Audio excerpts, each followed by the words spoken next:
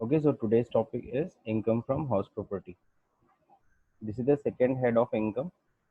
अगर हम लोग बात करें इनकम के 5 हेड्स होते हैं, तो this is the second head of income, income from house property. ठीक. Now what is house property? इसमें हमें पढ़ना क्या क्या है. Meaning and chargeability of income from the house property, computation of income from house property. ये basically main topic है हमारा. ठीक है, ध्यान रखिएगा. कई बार होता है कि हम सपोज करो हमने इनकम टैक्स में हमने हाउस प्रॉपर्टी हमने सैलरी में कुछ पॉइंट्स मिस कर दिया, सैलरी हमें ठीक से नहीं समझ में आई, या सैलरी हमने कंप्लीट क्लासेस नहीं किया. फिर हमें लगता है कि सैलरी की क्लासेस कंप्लीट नहीं किया तो फिर हाउस प्रॉपर्टी मेरे को नहीं समझ में आएगी. तो ऐसा कोई नहीं है, ऐसा कोई भी मतलब पॉइंट नहीं है. एग्जैक्टली है क्या, दोनों ही हेड्स एकदम अलग अलग है, सेपरेट है. They are not attach with each other. कोई अटैचमेंट है ही नहीं इनकम फ्रॉम हाउस प्रॉपर्टी का और सैलरी से. तो अगर कोई किसी का सैलरी मिस भी हो गया है ना, तो घबराइएगा मत, आपको हाउस प्रॉपर्टी क्लियरली पूरा समझ में आएगा. ठीक है, बस हाउस प्रॉपर्टी पे ये फोकस रखिए, जो चीज़ बता रहा हूँ उसको ध्यान से सुनते रहिए. ठीक. मतलब कोई अटैचमेंट नहीं, जैसे अकाउंट्स में पढ़ते थे, किसी का गोल्डन रूल छूट गया तो जनरल एंट्रीज नहीं कर पाएगा, जाहिर सी बात है, because each each topics are inter related, correlated, आपस में सब एक दूसरे से रिलेट करता है. बट यहाँ पे 5 हेड्स ऑफ इनकम सभी के सभी अलग अलग हैं, आप उसको अलग अलग भी सीख सकते हो. तो देखिए, सबसे पहले बात करते हैं किसकी, इनकम फ्रॉम हाउसेस की. हाउसेस हो गया, बिल्डिंग हो गया, बंगला हो गया, गोडाउन हो गया. अगर इन सब से कोई भी इनकम आ रही है, is to be computed and assessed to tax under the head income from house property. तो ये किस में आएगा, इनकम फ्रॉम हाउस प्रॉपर्टी में आएगा. अब हम बात करेंगे चार्जेबिलिटी की. The following condition must be satisfy in order to charge any income under the head of income from house property. कोई भी इनकम हाउस प्रॉपर्टी है कि नहीं है, इसको करने के लिए ये जो कुछ पॉइंट्स है उसे कंप्लीट करना. अगर ये तीनों पॉइंट्स अगर कंप्लीट होती है तो इनकम फ्रॉम हाउस प्रॉपर्टी मानी जाएगी. सबसे पहली point, the property must consist of building और लैंड अपार्टमेंट देयर टू. यानी कि जो प्रॉपर्टी होनी चाहिए वो बिल्डिंग हो, या फिर बिल्डिंग से जुड़ी हुई कोई जमीन हो. लैंड अपार्टमेंट देयर टू का मतलब होता है मकान या मकान से जुड़ी हुई जमीन. ठीक है, तो उसको हम लोग हाउस प्रॉपर्टी मानेंगे. अब मकान जैसे अगर खाली प्लॉट है, प्लॉट समझते हो सब लोग, खाली जमीन अगर है उसको हम लोग हाउस या बिल्डिंग, वो बिल्डिंग तो है नहीं भाई, तो खाली प्लॉट को हम लोग हाउस प्रॉपर्टी नहीं बोल सकते.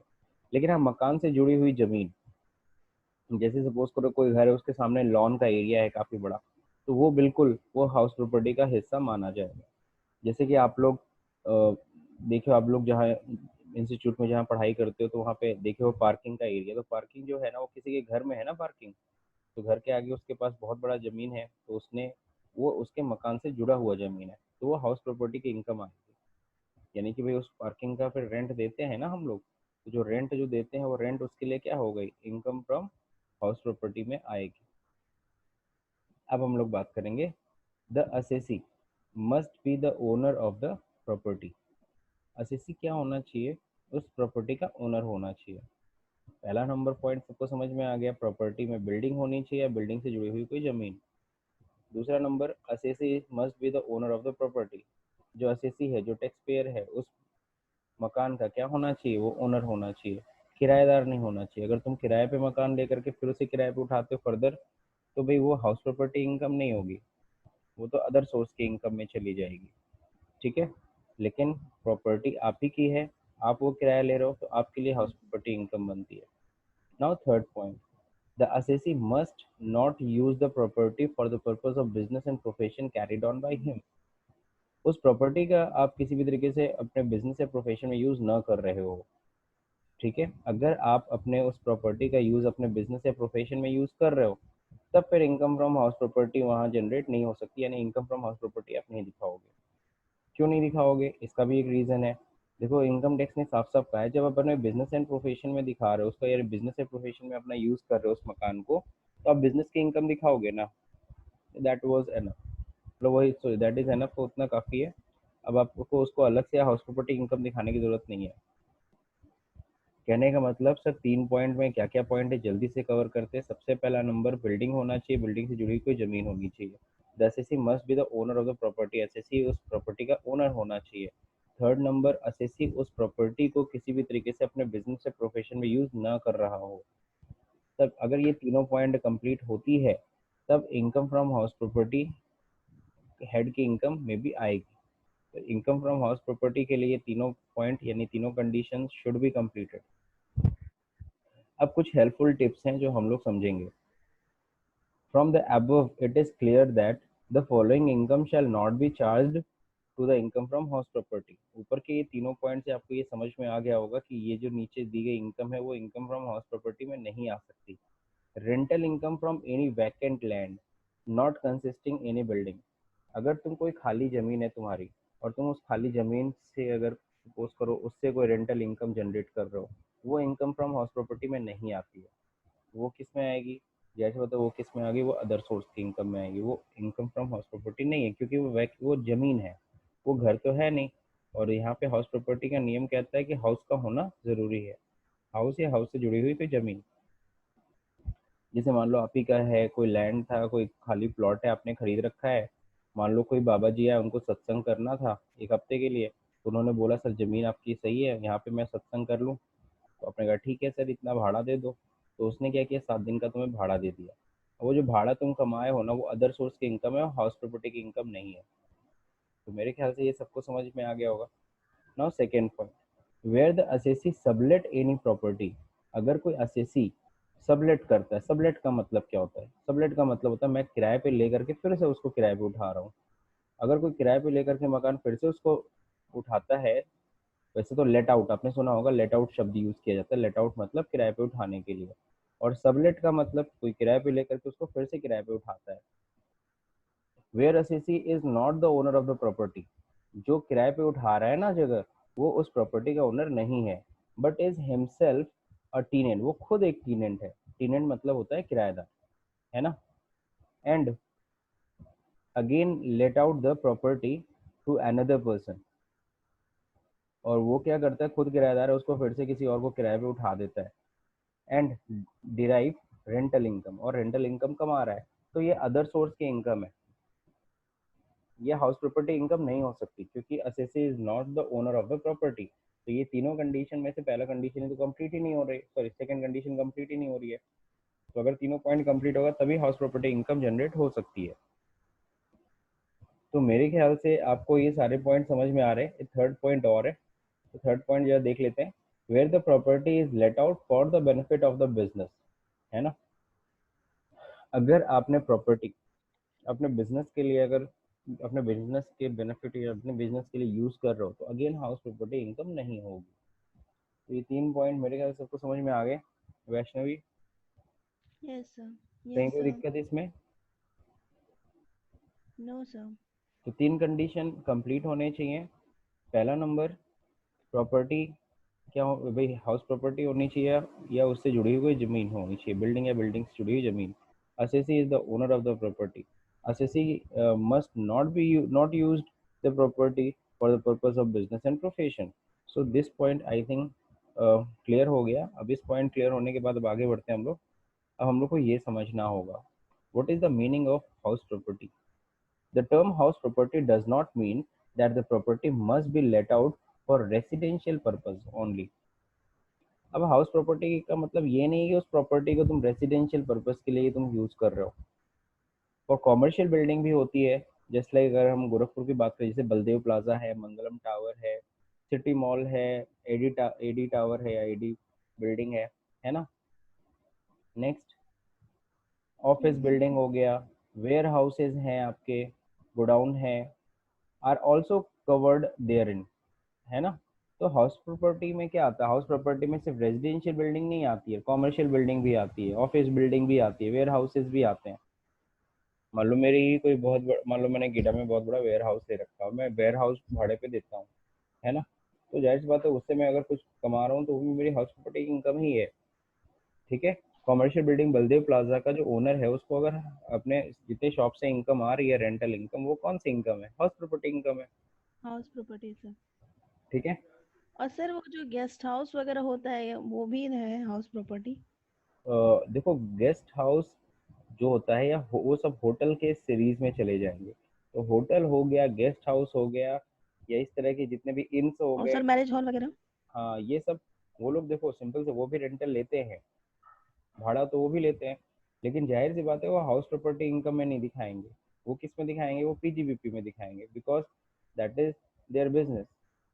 तो वो उसको पीजीबीपी में दिखाना पसंद करेंगे। तो या तो वो पीजीबीपी दिखाएं या तो वो हाउस प्रॉपर्टी इनकम में दिखाए, दोनों में से वो किसी भी एक में दिखा सकते हैं। तो वैसे तो आप समझ ही रहे हो, hotel is a business, guest house is a business.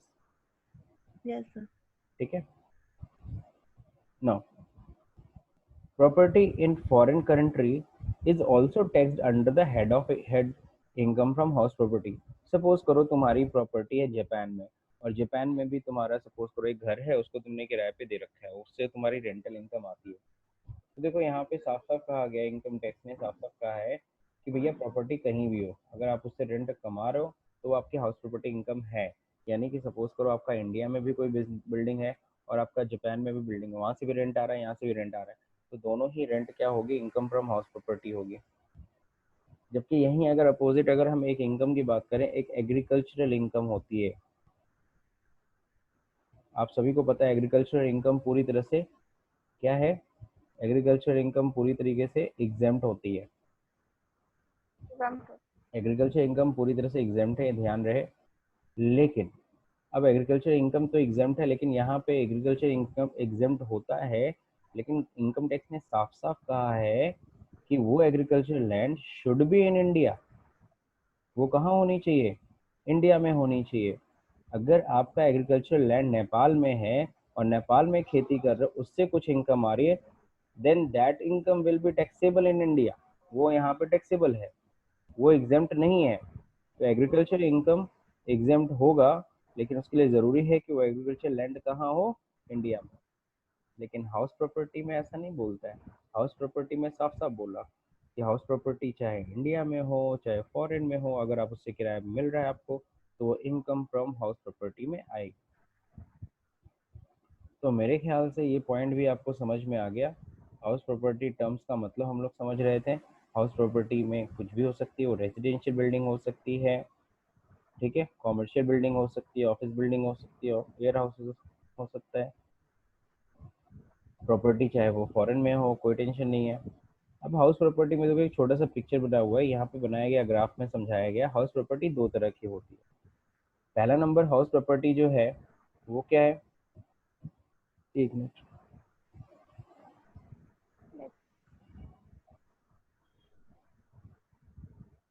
ठीक है, पहला नंबर हाउस प्रॉपर्टी जो है वो लेट आउट, और दूसरा है सेल्फ ऑक्यूपाइड।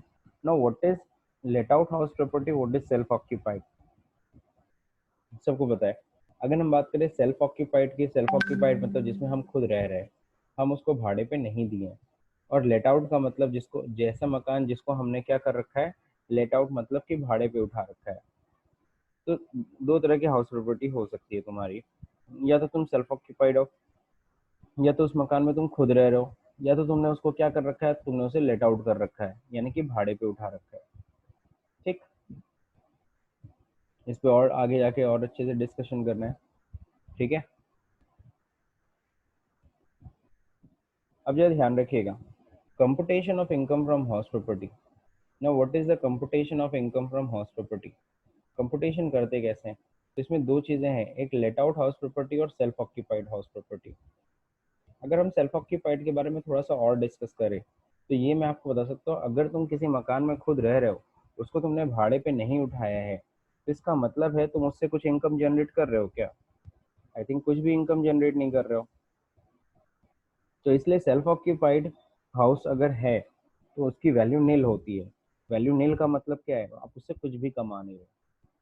लेकिन लेट आउट मतलब भाड़े पे उठाओ, तो इसका तो इनकम कुछ ना कुछ होगा ना, इसका तो दिखाना पड़ेगा। लेकिन जो सेल्फ ऑक्यूपाइड हाउस होता है उसकी वैल्यू नील होती है।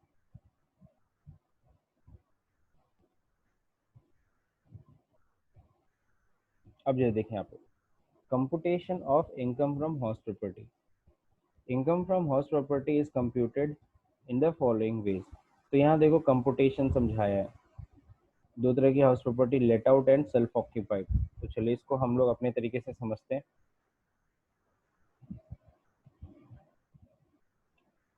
या फिर चलो दिया है इसी से समझ लेते, फॉर्मेट से ही समझ लेते जो दिया है।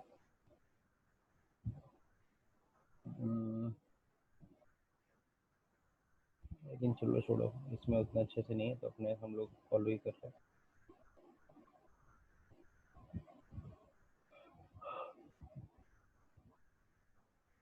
देखिए यहाँ पे हम लोग बात करेंगे किसकी, computation of income from house property. ठीक है, तो computation of income from house property की हम लोग बात करते हैं। अब यहाँ पे हम लोग जो डिस्कस करने वाले हैं वो सबसे पहले बात करेंगे किसकी, सेल्फ ऑक्यूपाइड की। ठीक है, सेल्फ ऑक्यूपाइड की वैल्यू कैसे निकालते हैं, तो यहाँ पे मैं पर्टिकुलर लिख दे रहा हूँ, ये तो ऐसे ही आप फॉर्मेट बना सकते हो। ठीक है ना, अमाउंट। और ध्यान रखिएगा यहाँ पे जो कंप्यूटेशन हम लोग कर रहे हैं वो किसका कर रहे हैं, सेल्फ, या लेट आउट का पहले कर देते हैं। चलो, लेट आउट हाउस प्रॉपर्टी। ठीक है, जो मकान तुमने लेट आउट कर रखा है। देखो सबसे पहला होता क्या है,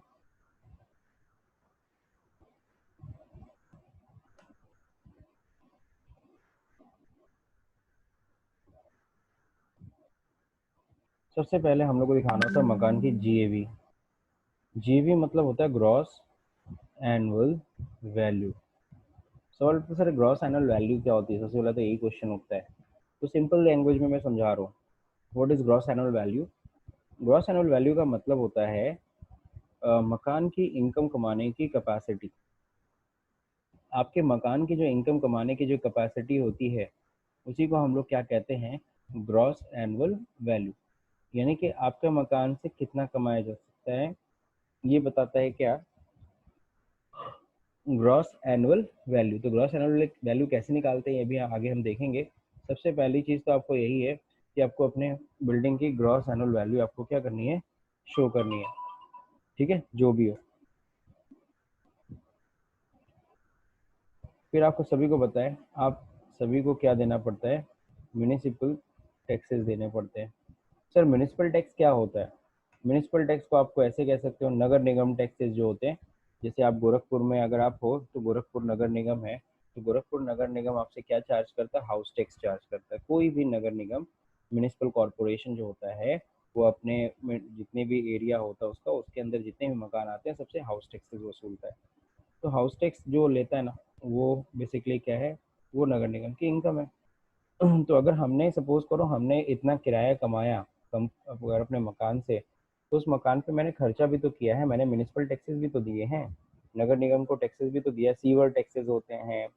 हालांकि सीवर टैक्सेस गोरखपुर में नहीं लगते, लेकिन मेट्रो सिटीज में जैसे लाइक दिल्ली, कलकत्ता, मुंबई, इन सब जगहों पे जाओगे तो उन सब जगहों पे सीवर टैक्सेस भी लिए जाते हैं, सीवर की सफाई वफाई के लिए। हम्म, तो म्यूनिसिपल टैक्सेस सबसे पहले क्या करेंगे, लेस कर देंगे। अब म्यूनिसिपल टैक्स जैसे ही हम लोग लेस करेंगे, अब क्या आ जाता है, नेट एनुअल वैल्यू। अब नेट एनुअल वैल्यू आ गया। अच्छा, इसको सब लोग शॉर्ट में जीएवी कहते हैं, और इसको सब लोग शॉर्ट में क्या कहेंगे, एनएवी।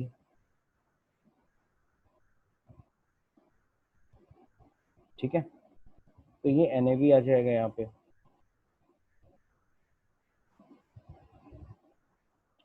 अब एनएवी जब आ गया, नेट एनुअल वैल्यू आ गई कि फाइनली आपने इतना कमाया। अब इसमें जैसे हम लोग ने सैलरी में पढ़ा था डिडक्शंस होते हैं, वैसे यहाँ पे भी डिडक्शन है। Deduction under section 24। जब सैलरी पढ़ रहे थे तो वहाँ डिडक्शन अंडर सेक्शन 16 था, यहाँ पे डिडक्शन अंडर सेक्शन 24 है। अब चलिए देखते हैं कौन कौन से डिडक्शंस हैं यहाँ पे। तो अगर हम लोग डिडक्शंस की बात करें तो डिडक्शंस में सबसे पहली चीज़ क्या आ जाती है, 24A का डिडक्शन। सर 24A का डिडक्शन क्या है, 24A का डिडक्शन है स्टैंडर्ड डिडक्शन।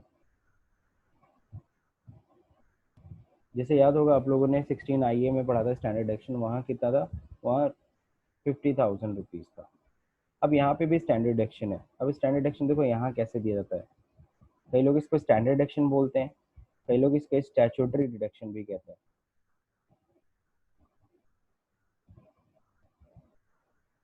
ठीक है, तो स्टैंडर्ड डिडक्शन बोलो या स्टैट्यूटरी डिडक्शन बोलो। अब ये है कितना, बेसिकली ये होता है 30% ऑफ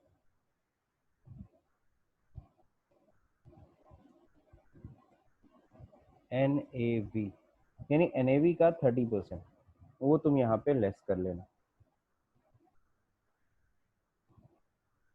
ठीक है, तो NAV का क्या करना है, जो भी NAV आई थी यहाँ पे उसका 30% लेस कर लीजिए। तो ये कैसे होता है, 30% काहे लेस किया जाता है, तो देखो 30% इसलिए लेस किया जाता है। 30% देखो सिंपल सी है, आपका मकान है, अब आपके मकान में साल भर में क्या होता है, कुछ ना कुछ रिपेयर मरम्मत कुछ ना कुछ चीजें लगी रहती हैं। नाली में कोई प्रॉब्लम है, कभी दरवाजे की कुंडी टूट गई, कभी कुछ हुआ कभी कुछ हुआ, या मकान की पेंटिंग करा रहे हैं, मकान का इंश्योरेंस करा रहे हैं, उसका प्रीमियम दे रहे हैं, या कुछ भी इस तरह का। तो इस तरीके से अगर हम बात करें तो साल भर में कुछ ना कुछ घर में तो खर्चे लगे रहते हैं, आप लोग को पता है। ठीक है, तो अब सवाल उठता है, अगर गवर्नमेंट आपसे कहती कि आप क्या करो, आप सारे बिल संभाल के रखो, कुंडी का बिल ले आओ, फिर कितना नाली जो सही कराया था उसमें क्या क्या खर्चा हुआ था, इन सब का बिल लाओ, उन सबको बिल देख करके हम तुम्हें रिडक्शन देंगे, तो थोड़ा मुश्किल हो जाता है गवर्नमेंट के लिए असेसमेंट करना। तो गवर्नमेंट ने सीधा से, इनकम टैक्स ने सीधा सीधा कहा, जो भी आपके NAV आ रहा है उसमें सीधे 30% आप सीधे सीधे लेस कर दो, हम इसी सब चीज़ों के लिए मानेंगे। यानी जो भी मेंटेनेंस, आपके मकान के जो मेंटेनेंस खर्चे हो गए, जो इंश्योरेंस अगर कराए हो तो उन सब का आप सीधे 30% लेस कर लो, दैट्स इट। तो ये स्टैंडर्ड एक्शन सबको मिलेगा।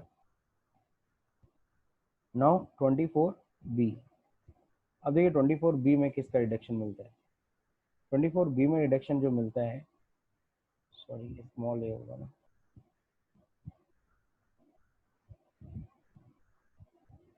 ओके 24B में जो रिडक्शन मिलता है वो है interest on Capital. Borrowed capital. Now what is this, borrowed की स्पेलिंग सही है क्या? No, sir. Sir, BORROW. W ठीक ठीक ठीक ठीक, सर डब्ल्यू नहीं होगा बीच में। अरे हाँ बी- अब सही है। Okay, now interest on borrowed capital. Yes.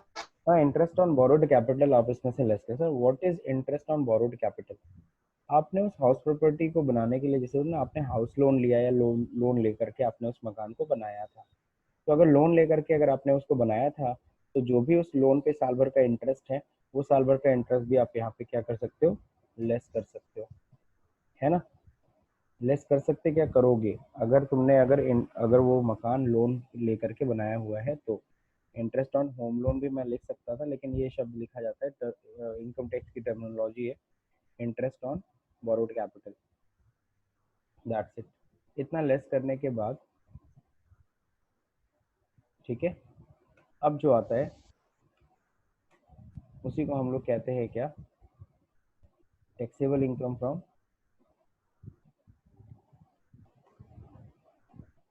House property. HP मैं शॉर्ट में लिख दे रहा हूँ, बट हाउस प्रॉपर्टी पूरा बोलते हैं हम लोग। अब taxable income from house property हो गया, यही वो हाउस प्रॉपर्टी है जिसके ऊपर जाहिर सी बात है क्या लगेगा, हमें टैक्सेस देने पड़ेंगे, जो स्लैब रेट या जो भी लगाना उसी पे लगाएंगे। तो ये आपका इनकम फ्रॉम हाउस प्रॉपर्टी था। तो ये जो इनकम फ्रॉम हाउस प्रॉपर्टी हमने पढ़ा, ये किसके लिए पढ़ा, ये लेट आउट हाउस प्रॉपर्टी के लिए पढ़ा। लेट आउट मतलब अगर हमने उस मकान को क्या कर रखा है, मैंने भाड़े पे उठा रखा है, तो ठीक है। तो मेरे ख्याल से सबको समझ में आ गया। GAV सबसे पहला पॉइंट है, GAV। ना मैंने इसका मीनिंग समझाया, व्हाट इज GAV, अपने दिमाग में रख लीजिए या कहीं नोट कर लीजिए। The capacity to generate income of the house property, house property की इनकम कमाने की कैपेसिटी को ही हम लोग क्या कहते हैं, GAV। फिर GAV में से लेस कर देंगे म्यूनिसिपल टैक्स, म्यूनिसिपल टैक्स जैसे ही लेस करेंगे तो क्या आ जाएगा, आपको पता चल जाएगा NAV, नेट एनुअल वैल्यू। अब नेट एनुअल वैल्यू में दो डिडक्शंस मिलते हैं, आपको पता है। उसमें सबसे पहले 24A है, 24B। 24A तो सबको मिलने वाला 30% ऑफ NAV, लेकिन 24B का डिडक्शन तो उसी को मिलेगा अगर आपने वो मकान लोन लेकर के बनाया है तो लोन के ऊपर जितना भी इंटरेस्ट होता है वो इंटरेस्ट आप घटा सकते हो, और जो भी इंटरेस्ट है आप इंटरेस्ट सीधे सीधे लेस कर लो। और जो अब बचा वो उसको हम लोग बोलते हैं taxable income from house property. तो ये दो रिलीफ गवर्नमेंट देती है। स्टैंडर्ड एक्शन का रीज़न तो आप समझ ही गए, मकान की मेंटेनेंस का। इंटरेस्ट ऑन बोरोड कैपिटल क्योंकि वो लोन लेकर के आपने बनाया हुआ है इसलिए, ठीक है। और सवाल से जो भी इंटरेस्ट का रिडक्शन क्यों देती है गवर्नमेंट, इसका रीज़न भी मैं आपको बता दूं। क्योंकि देखो वो जो मकान बना रहे हो उसका पर्पस क्या है, लेट आउट करना। तो जो भी मकान बनवाए थे या बनाने वाले थे, जैसे तुम बलदेव प्लाजा बनवा रहे हो, सिटी मॉल बनवा रहे हो, एडी मॉल बनवा रहे हो, ये सब जो भी है बनवा रहे हो, तुम किस लिए बना रहे हो? ताकि उसको बाद में लेट आउट करोगे, उससे कमाओगे, कमाओगे तो गवर्नमेंट को टैक्स दोगे। तो इसीलिए गवर्नमेंट क्या कहती है, ठीक है इस तरह का जो भी बिल्डिंग आप कंस्ट्रक्ट कर रहे हो उसके लिए अगर लोन ले रखा है उसका इंटरेस्ट जितना भी आता है वो आप डिडक्शन ले सकते हो, क्योंकि आगे जाके आप उस पर इनकम देने वाले हो, ठीक है ना। इनकम टैक्सेस मतलब जो भी टैक्सेस है वो आप यू हैव टू पे। तो मेरे ख्याल से ये पॉइंट्स आपको समझ में आ गया, computation of income from house property. अब हम ये इसी के साथ साथ पढ़ेंगे क्या, कंपुटेशन सेल्फ ऑक्यूपाइड का। मैं उसी को कॉपी करके यहाँ पेस्ट कर लेता हूँ। अगर यहीं पे क्या होता है, सेल्फ ऑक्यूपाइड हो, self occupied house property. Self occupied house property का मतलब होता है जो मकान आप क्या किए हो, जिस मकान में आप खुद रह रहे हो, आप उसको किराए पे नहीं उठा रहे हो या आपको से, तो ऐसे मकान की जीएवी सीधा सीधा क्या हो जाएगी, नहीं, ठीक है, सीधा सीधा। तो अगर आपकी हाउस प्रॉपर्टी है और वो सेल्फ ऑक्यूपाइड है, सेल्फ ऑक्यूपाइड मतलब सर मैं खुद रह रहा हूँ उसमें, मैं मेरी फैमिली रहती है, तो ठीक है आपकी फिर एनएवी क्या हो गई, जीएवी क्या हो गई, नील। और उसमें से जब जीएवी नहीं लोगे उसमें से कोई रिडक्शन भी नहीं मिलेगा, तो फाइनली क्या होगी, आपकी एनएवी भी नहीं होगी। तो सीधा सीधा हम लोग यही बोलते हैं सेल्फ ऑक्यूपाइड की एनएवी क्या होती है या एनुअल वैल्यू क्या होती है, नील होती है। अब डिडक्शन की बात करेंगे, स्टैंडर्ड डिडक्शन तो मिलेगा नहीं, 30% ऑफ एनएवी मतलब नील का 30% क्या करोगे, कुछ नहीं, तो ये भी नहीं मिलने वाला, ये भी डिडक्शन नहीं मिलेगा। लेकिन हाँ इंटरेस्ट ऑन बोरोड कैपिटल का मिलता है। अगर हमने सेल्फ ऑक्यूपाइड हाउस प्रॉपर्टी को बनाने के लिए लोन ले रखा है, जैसे बहुत सारे लोग लोन लेकर के अपना मकान बनाते हैं उसमें रह रहे हैं, और उस लोन के ऊपर जो भी इंटरेस्ट दे रहे हैं उस इंटरेस्ट का उन्हें डिडक्शन मिलता है, ठीक है। लेकिन उसके लिए एक लिमिट है, वो लिमिट भी हम लोग पढ़ ले रहे हैं यहीं पे कि वो लिमिट कितनी है, ठीक है ना। हालांकि ये तो हम लोग टॉपिक में पढ़ने वाले हैं, लेकिन देखो उसकी लिमिट कितनी होती है।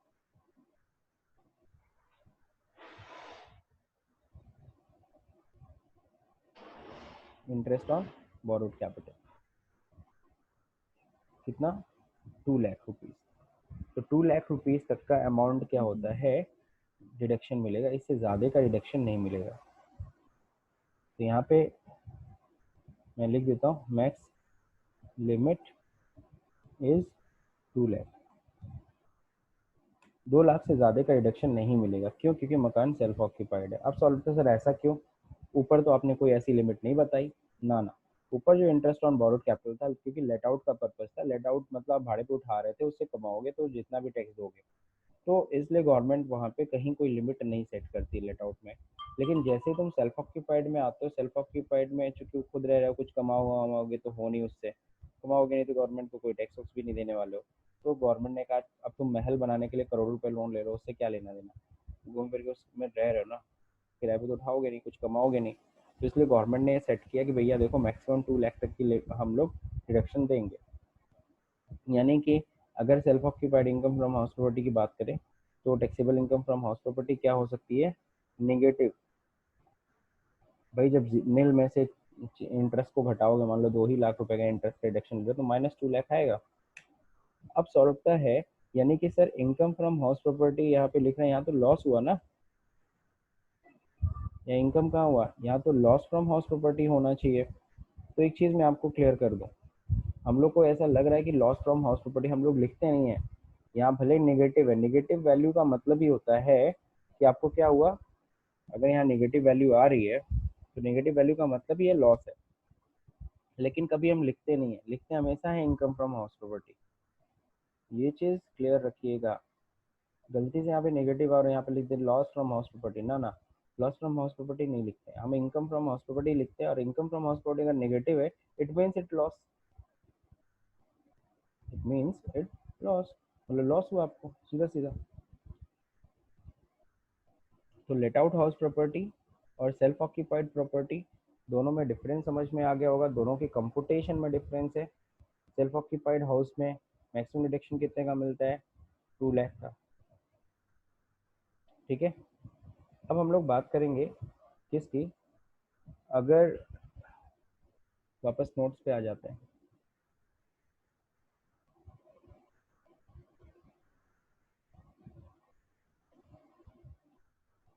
जो हाउस प्रॉपर्टी की हम बात कर रहे थे, हाउस प्रॉपर्टी दो तरह की होती है, एक लेट आउट, एक सेल्फ ऑक्यूपाइड। तो what is let out and what is self occupied, ये तो क्लियर हो गया। लेट आउट हाउस प्रॉपर्टी की इनकम हमें कैलकुलेट करनी होगी, और सेल्फ ऑक्यूपाइड की आपको पता है एनुअल वैल्यू नील होती है, बस इंटरेस्ट का रिडक्शन मिलता है।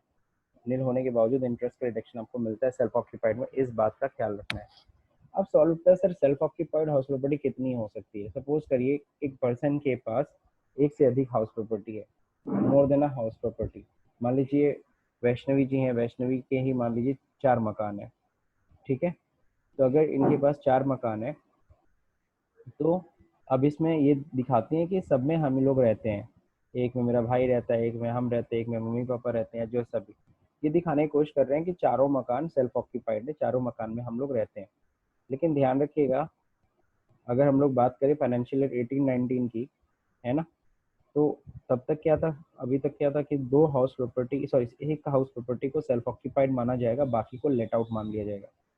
अगर आपके पास 4, किसी के पास अगर 4 अगर हाउसेस हैं, एक ऐसे ही बता रहा हूँ, तो उसमें एक को सेल्फ ऑक्यूपाइड मान लिया जाएगा, एंड बाकी को, बाकी जो 3 बचे ना, उसको क्या मान लिया जाएगा, लेट आउट। भले ही आपने उसको किराए पे उठाया हो या ना उठाया हो, वो मान लिया जाएगा लेट आउट। एक ही मकान को सेल्फ ऑक्यूपाइड माना जाएगा। लेकिन फाइनेंशियल ईयर 1920 से इसको बढ़ाया गया, इसको कितना कर दिया गया, 2 हाउस प्रॉपर्टी। इन नए फाइनेंशियल ईयर में अब क्या कहा गया कि 2 हाउस प्रॉपर्टी सेल्फ ऑक्यूपाइड माने जा सकते हैं। अभी तक कितना था, एक ही हाउस प्रॉपर्टी को सेल्फ ऑक्यूपाइड हम दिखा सकते थे, एक से अधिक नहीं। लेकिन अब कितना हो गया, गवर्नमेंट ने इसकी सीमा लिमिट्स को बढ़ा दिया, कह दिया 2 मकान सेल्फ ऑक्यूपाइड में दिखा सकते हैं। 2 मकान के बाद जितने भी आपके नाम पे मकान है उसको हम लेट आउट मानेंगे, भले आपने किराए पे उठाया हो या ना उठाया हो, वो हम कैलकुलेट कर लेंगे, ठीक है। अब सवाल उठता है सर ये तो आपने बता दिया। Hello sir. हाँ बोलो सुशील। सर किसी के पास 2 फार्म हाउस है और एक घर है, तो सर फार्म हाउस तो बात ही नहीं करिए ना, फार्म हाउस तो एग्रीकल्चरल इनकम में आती है। लेकिन फार्म हाउस के साथ साथ घर भी है ना रहने के लिए, और खेती बाड़ी का भी काम होता है। फार्म हाउस देखो, फार्म हाउस एग्रीकल्चरल इनकम है, फार्म हाउस का मीनिंग ही अलग हो जाता है। सर फार्म हाउस किसको बोलेंगे कि जिसमें रहते हैं और कुछ एग्रीकल्चर का काम होता है वो? हाँ वही होता है, जैसे कि आपने देखा है बहुत सारे हीरो हीरोइंस का, इवन सलमान खान का, बहुत सारे लोग फार्म हाउस अपने लेके रखते हैं। तो फार्म हाउस में बेसिकली पूरी जो बाउंड्री होती है उसमें मैक्सिमम खेती होती है, मैक्सिमम पोर्शन में हम खेती करते हैं, और छोटी सी जगह होती है जहाँ पे हम अपना थोड़ा सा रहने का रेजिडेंस, जहाँ पे हम लोग घास या समझ लो खेती की जो चीज़ें उसे हैं वो सब रखते हैं, रहते भी हैं, ठीक है। तो फार्म हाउस वो पूरी तरह से एग्रीकल्चर इनकम में आती है, तो उसको यहाँ तो पे सर गांव में सब घर बना के रहता है, उसको घर बोलेंगे, हाउस प्रॉपर्टी बोलेंगे कि ठीक है, वो हाउस क्या होता है, फार्म हाउस बोलेंगे? ना ना, वो फार्म हाउस नहीं होता, वो हाउस होता है, ठीक है। हाउस होता उसका मीनिंग है। अलग। यस फार्म हाउस का मतलब, मान लो ये बिल्डिंग है, मान यस। लो ये चारों तरफ बिल्डिंग है, ये तुमने इतना मकान बना रखा है जहाँ हाउस प्रॉपर्टी लिखा है, बाकी सारी जगह पे तुम खेती कर रहे हो, समझ रहे हो, तो हम लोग फार्म हाउस। Yes sir.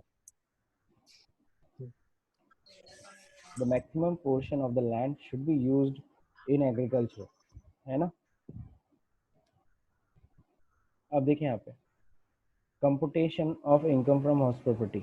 अरे आपने देखा होगा इसीलिए नॉर्मली लोग अपने नाम पे सारा मकान नहीं लेते हैं, एक अपने नाम पे ले लिया, एक अपने बेटे के नाम पे ले लिया, एक अपने वाइफ के नाम पे ले लिया, अलग अलग नाम पे मकान हाउस प्रॉपर्टी लेते हैं, क्योंकि उन्हीं के नाम पे अगर एक से अधिक हाउस प्रॉपर्टी होगा तो टैक्सेबिलिटी बनेगी, तो इससे बचने के लिए वो लोग ऐसा करते हैं, ठीक है।